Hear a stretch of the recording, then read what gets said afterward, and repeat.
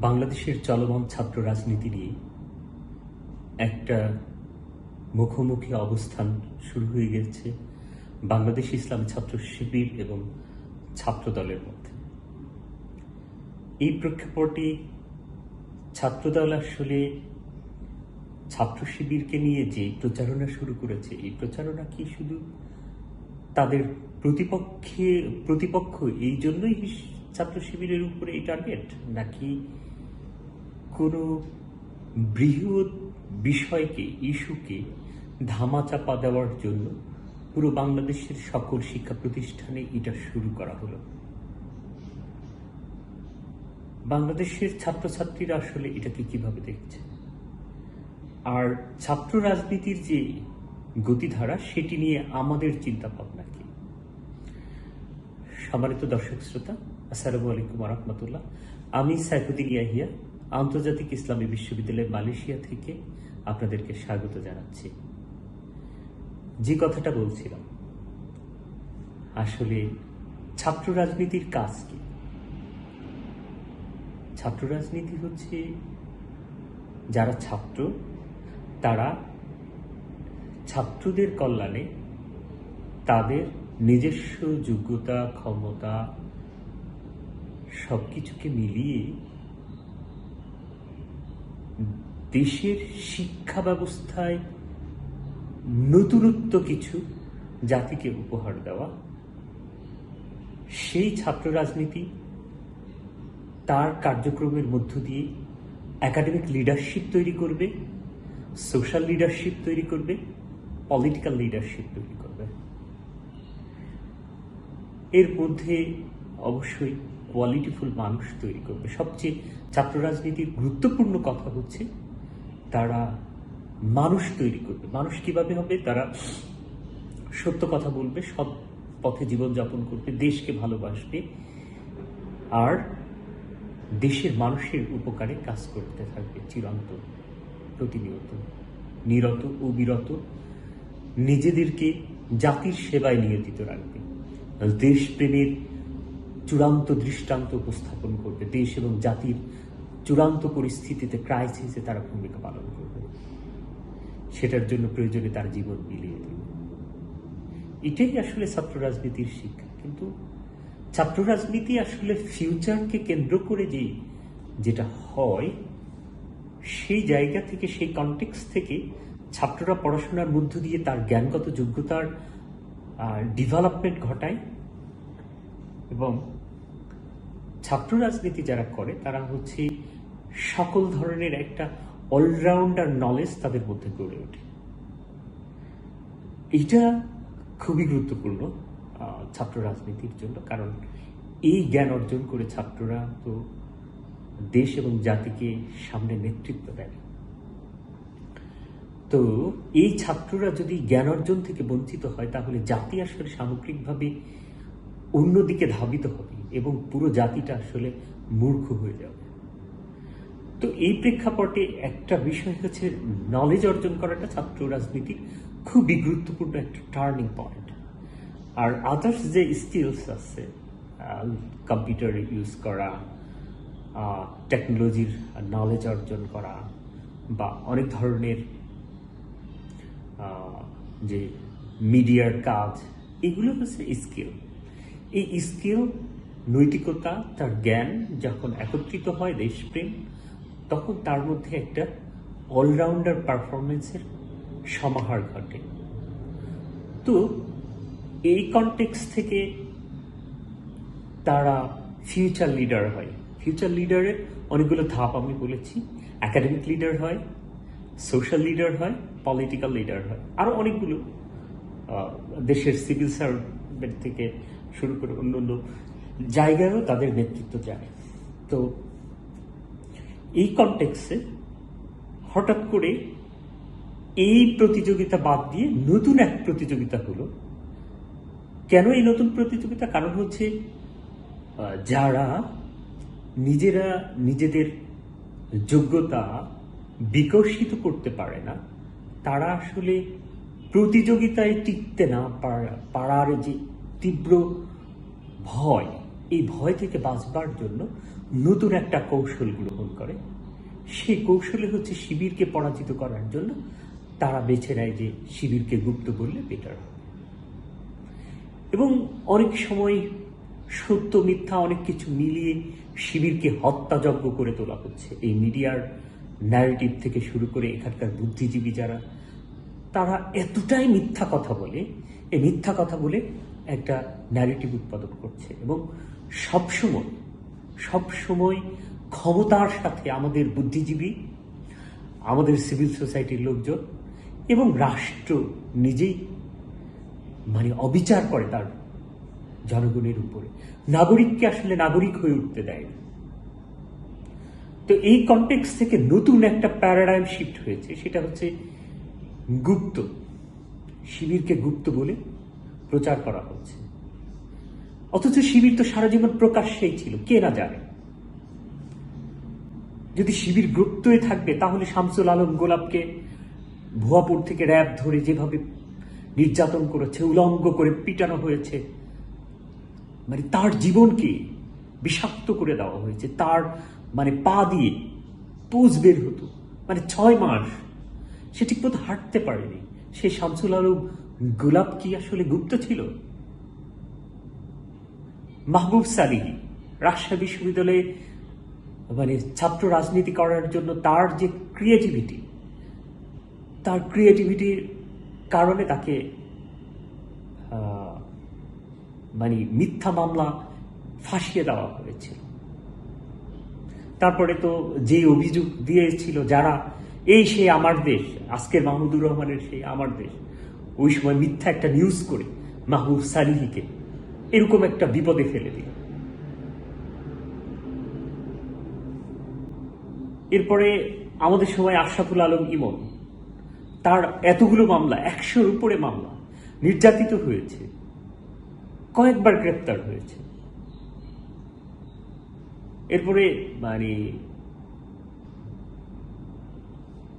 চিটাগংয়ের আনম মাসরুর হোসেন, তার কতগুলো মামলা, তার কি গুপ্ত ছিল? না। সোহেল ভাই মারা গিয়েছেন চিটাগংয়ের, তার উপর নির্যাতন হয়েছে, কত মামলা হয়েছে। ঢাকা মহানগরী দক্ষিণের সভাপতি ছিলেন আমাদের মাইনুদ্দিন ভাই,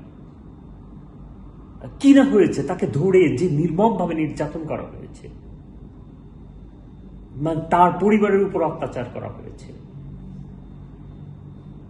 এছাড়া ওখানকারই ঢাকা মহানগরী দক্ষিণের ফরিদুল হুদা, ফরিদপুর বাড়ি সম্ভবত, এরপরে হচ্ছে কুষ্টিয়া থেকে ঢাকা মহানগরী দক্ষিণের সভাপতি ছিলেন আমাদের শাহিন আহমেদ খান,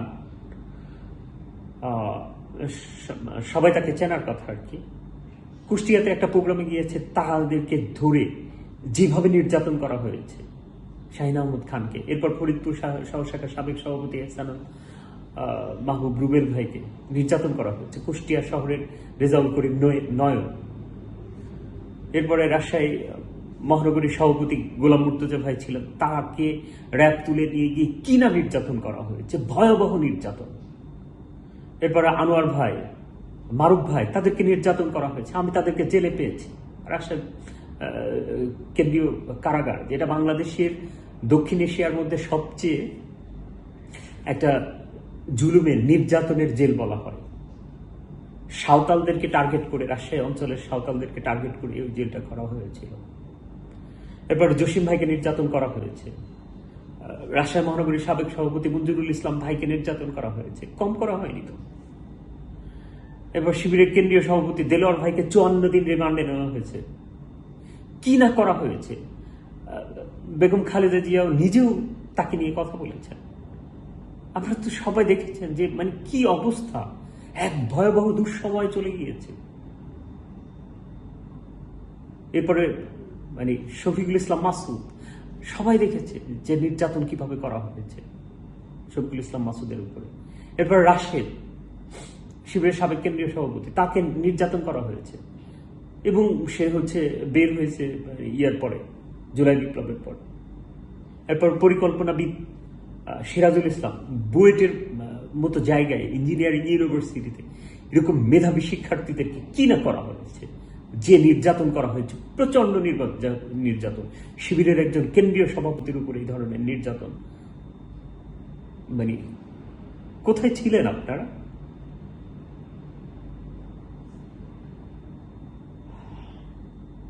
রাবিতে অনেকের ক্যারিয়ার শেষ হয়ে গিয়েছে, মানে কি যে অবস্থা। ঢাকা ইউনিভার্সিটির অনেকের ক্যারিয়ার শেষ হয়ে গেছে। রাবির অসংখ্য মানুষের বিষয়ে জানি যাদের ক্যারিয়ার শেষ হয়ে গেছে। ঢাকা বিশ্ববিদ্যালয়ের অনেককে সারা রাত ধরে নির্যাতন করা হয়েছে। আমি অনেককে চিনি, জানি তাদের, যারা দেশের ইউনিভার্সিটিতে পড়তে পারেনি, মানে প্রাচ্যের অক্সফোর্ড নামে সেই ঢাকা বিশ্ববিদ্যালয়ের মেধাবী ছাত্র, তারা সেই ইউনিভার্সিটিতে পড়তে পারেনি। সেটাকে কি মনে করেছে? সারা রাত ধরে নির্যাতন করে পুলিশের হাতে তুলে দেওয়া হয়েছে। হলগুলোতে এরকম নির্যাতন চালানো হয়েছে। মানে আবু বকরের কথা কি কেউ জানে না, যে নির্যাতন করে হলের মধ্যেই হত্যা করা হলো তাকে?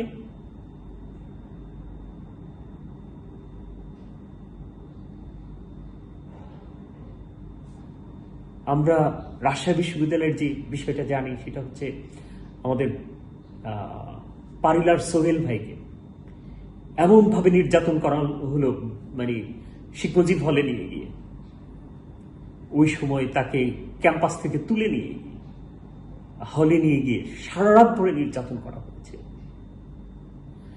এরপরে হবিবুর রহমান হলের সাবেক সভাপতি আমাদের রুহুল আমিন ভাই, তাকে পরীক্ষার হল থেকে তুলে নিয়ে গিয়ে মানে পিটিয়ে পিটিয়ে এমন করে দেওয়া হয়েছে যে পায়ের হাড্ডিগুলো ভেঙে যাচ্ছে। মানে হাতকে চেয়ারের উপরে রেখে, আরেকটা চেয়ারের উপর রেখে, মানে হাতের আঙুল কেটে দেওয়া হয়েছে, পায়ের আঙুল কেটে দেওয়া হয়েছে, পায়ের মানে এক পায়ের উপর চেয়ার রেখে আরেক পায়ের উপরে রেখে এরপরে রড দিয়ে পেটানো হয়েছে। আপনারা রাসেলের কথা জানেন, যে প্রকাশ্যে রাসেলের পা কেটে দেওয়া হয়েছে। সাংবাদিক ছিল, শিক্ষক ছিল, সবাই ছিল। কোথায় ছিলেন আপনারা তখন? আপনারা তো জানেন ডাশমারির একটা প্রাণবন্ত ছেলে, যে সে আমার সাথে দেখা করতে আসলো জেলখানায়, যখন কোর্টে তার সাথে দেখা হচ্ছিল, তার মানে দেখা করার যে তার ব্যবহারের মধ্যে একটা ডাইনামিক্স দেখলাম। সে আমার সাথে যখন কথা বলে সালাম দিয়ে যখন চলে যাচ্ছে, তখন আমার বুকের মধ্যে কেঁপে উঠলো। মানে সত্য কথা, কেমন যেন মনে হলো যে এই ছেলেটা এত অমায়িক, এই ছেলেটা কি শহীদ হয়ে যাবে? এটা ওই মনের মধ্যে আমার কাছে হয়েছিল। কেন? তাদের চেহারা, তাদের ব্যবহারের মধ্যে যারা শহীদ হয় তার পূর্বে তার কিছু সিমটম আসে। কারণ আমি শহীদ শরীফুজ্জামান নোমানী সহ অনেককে দেখেছি, তো তাদের মধ্যে ব্যবহারে এমন অমায়িক হয়ে যায় যারা শাহাদত বরণ করে। আমি দেখেছি তাদেরকে। এরপর মেহেরচন্ডীর শাহিন ভাইকে মানে ক্রস ফায়ার দেওয়া হলো। চিন্তা করেন, চাঁপাইনবাবগঞ্জে গিয়ে ক্রস ফায়ার দেওয়া হলো তাকে। এরপরে কাজলার শাহাদত, মানে তার সাথে বিএনপির ভালো সম্পর্ক ছিল, তো তাকে কি করা হলো? ক্রস ফায়ার দেওয়া হলো। ক্রস ফায়ারের নাটক করে মানে বিশ্ববিদ্যালয়ের অপোজিটে বেতার মাঠে তাকে মানে ফেলে রাখা হলো, তার মৃত্যু নিশ্চিত করার মধ্য দিয়ে ঢাকাতে গ্রেপ্তার করে এখানে। তাহলে কি তার কি গুপ্ত ছিল? রাজশাহী মহানগরীর সাংগঠনিক সম্পাদক আলী রায়হান ভাই শাহাদত বরণ করেছেন এই জুলাই বিপ্লবকে ধারণ করতে গিয়ে। একটা সাংগঠনিক সম্পাদক, কত বড় একটা পোস্ট, কখনো কি চিন্তা আসে মাথায়? শাহ মাকদুমের শহীদুল ইসলাম ভাই, আমাদের জসিম ভাই, ইবির ওয়ালিউল্লাহ মুকাদ্দেস, তারা আর কখনোই ফিরে আসেনি, আর আসবে কিনা জানি না, হয়তো আর কখনোই আসবে না। এই প্রতীক্ষার হয়তো অবসান কবে হবে জানি না। একটা নিচে নিচে সেই স্বপ্ন নিয়ে সেই বাবা মা হয়তো অপেক্ষা করছে।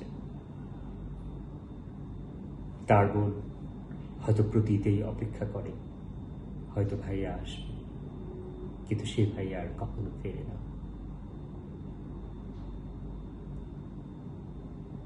ঝিনাইদহের ঢাকা মহানগরীর সম্ভবত পশ্চিমে ডাক্তার তারেক হাসান সজীব, তাকে ঝিনাইদহ নিয়ে এসে হত্যা করা হলো, ক্রসফায়ার দেওয়া হলো। তার দুইটা সন্তানও আছে, দুইটা মেয়ে আছে। কি অপরাধ ছিল? তারা তো প্রকাশ্যেই ছিল, গোপনে ছিল না। ঝিনাইদহ সহসভার সভাপতি আমাদের জহুরুল ইসলাম ভাই, ঝিনাইদহের আমাদের প্রিয় ভাই পারভেজকে তো সবাই চিনত। এই যে অমায়িক ব্যবহারের এই যে মানুষগুলোকে হত্যা করেছে, কে না তাদেরকে চিনত? তারা কি গুপ্ত ছিল? কিসের জন্য তোমরা গুপ্ত বলো? এই যে অভিযোগ, এই চূড়ান্ত এই যে মিথ্যা কথাটা, কেন এই পলিটিক্স? মিথ্যার উপর তোমার পলিটিক্স কেন দাঁড়িয়ে?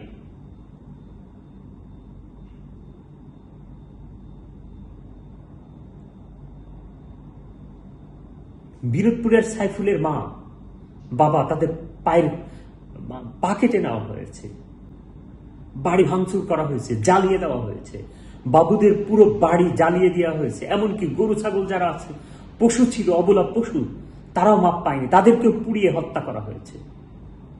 আপনি চিন্তা করতে পারেন কতটা অমানবিক হতে পারে?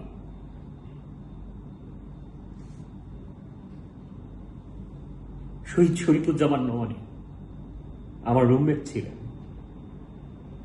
মানে অমায়িক ব্যবহারের একজন মানুষ। ইসলামিক স্টাডিজ থেকে পড়াশোনা করেছিলেন, এরপরে ম্যানেজমেন্ট থেকে উনি পড়াশোনা করতেছিলেন। ধৈর্যের এক প্রাচীর, সাহসের এক অন্যতম পাহাড়। একজন অমায়িক মানুষ, তার মানে অলরাউন্ডার আন্ডারস্ট্যান্ডিং, নলেজ। এই মানুষটাকে, বিশ্ববিদ্যালয়ের সেক্রেটারিকে, আপনি চিন্তা করতে পারেন যে বিশ্ববিদ্যালয়ের সেক্রেটারি, তাকে হত্যা করা হয়েছে। বাবা মার সবচেয়ে আদরের সেই সন্তানটিকে,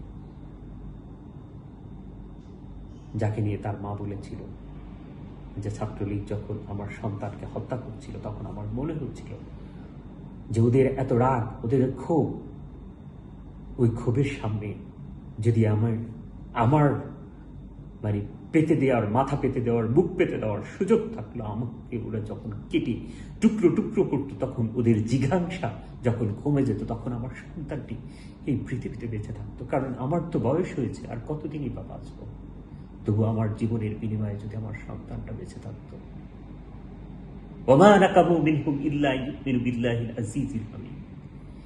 এই যে যারা আল্লাহর শ্রেষ্ঠত্ব বর্ণনা করে, যারা দাওয়াতি কাজ করে, যারা তাই চরিত্র, এই মানুষকে হত্যা করে ওরা ইসলামকেই হত্যা করতে চায়। কোথায় ছেড়ে দেবো ভাই? শিবিরের সভাপতি, ছাত্র দলের সভাপতিও সভাপতি। শিবিরের সভাপতি তার ক্যারিয়ার নিয়ে চিন্তা করে। ছাত্র দলের একজন সভাপতি হওয়ার পরে চিন্তা করে যে তার তো আর কিছুই দরকার নাই, ওটাই তো তার ক্যারিয়ার। কিন্তু ইসলাম ছাত্র শিবিরের একজন সভাপতি তার ক্যারিয়ার নিয়ে চিন্তা করে, তার পড়াশোনা নিয়ে চিন্তা করে। অবশ্যই রাকিব ভাই ভালো মানুষ, ছাত্র দলের সভাপতি, আমি বিশ্বাস করি সে ভালো মানুষ। কিন্তু তাকেই বিষাক্ত রাজনীতি করতে গিয়ে অনেক ধরনের কথাবার্তা বলতে হয়। সে বিশ্ববিদ্যালয়ে ভর্তি হয়েছিল, মেধাবী ছাত্র, অবশ্যই আমি বিশ্বাস করি। কিন্তু সে পড়াশোনাটা শেষ করতে পারেনি জন্যই ছাত্র দলের সভাপতি হয়ে এতদিন, বছরের পর বছর এভাবেই থেকে যেতে হবে। তাহলে নতুনরা কিভাবে আসবে? প্রোডাক্টিভিটি কিভাবে বাড়বে? এই যে জেনারেশন বাই জেনারেশন ছাত্র রাজনীতির লিডারশিপের গ্যাপ পড়ে যাচ্ছে যে ছাত্র দলের মধ্যে, সেটা কি কখনোই বিএনপি চিন্তা করে না? ছাত্র দল কি তার নিজের ডায়নামিজম কি নিয়ে আসবে না?